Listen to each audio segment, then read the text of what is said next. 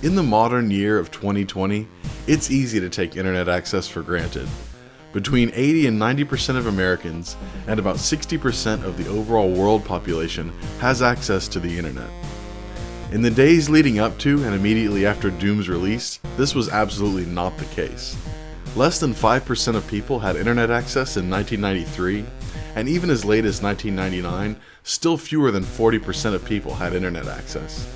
As you might imagine, between this very low percentage of people using it and the newness of the technology itself, this resulted in a very different landscape overall. There was less centralization of power, and most web spaces had to be made largely by hand. I get the impression sometimes that people who are newer to the internet don't realize there's more than about 10 websites.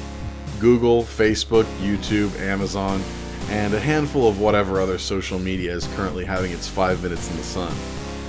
There's always been centralized sources throughout internet history, of course. Yahoo, Tripod, Angel Fire were all huge names of the 90s and early 2000s, but they required users to learn a lot more about how to set up their own web spaces, which in turn meant there was a huge gap between the decent-looking homepages and the garish ones. These days, when you think of profiles on popular sites, you almost certainly think of a bland page with a profile picture and a description, with very little in the way of customization options. In the old days, that wasn't the case at all. In fact, it was usually too far in the opposite direction. The internet was very eclectic. You had some sites that looked good, some that looked bad, some that looked really bad, and then there were some that were just somewhere in between. Despite the fact that many of them were ugly, I have a really strong affinity for this era of internet history. Not only because of the timing being just right to line up with the blossoming Doom community, but because even when the results weren't so nice to look at, this chapter in e-history is spilling over the brim with creativity and expressiveness.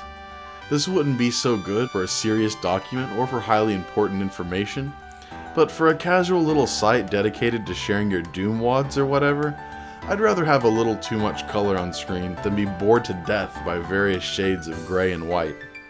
Browsing these old sites is a really fascinating window into the internet culture of yesteryear, and I just wanted to briefly showcase what the old Doom web had to offer, especially on the dooming end of the spectrum, but just in general. I have a section on doomshack.org specifically dedicated to finding and archiving these old Doom sites. If any of you out there would like to contribute to the archival process of these old sites, I urge you to check out archive.org, Tripod, Angel Fire, and GeoCities. Even though I found and archived over 260 old Doom sites at this point, I wouldn't be surprised if there's at least that many more out there just waiting to be found. There's a whole lot more meat on this bone, but for the time being, I just wanted to share this little brief window of Doom history with you guys. I know a lot of people weren't around to see the early Doom web, so it's nice that it's been archived in some form so that modern day users can go back and see what it was like browsing the basic community in this early and very formative time.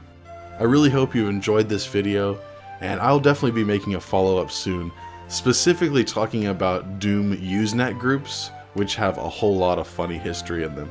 Anyway, I hope you enjoyed this, and we'll see you around here again soon.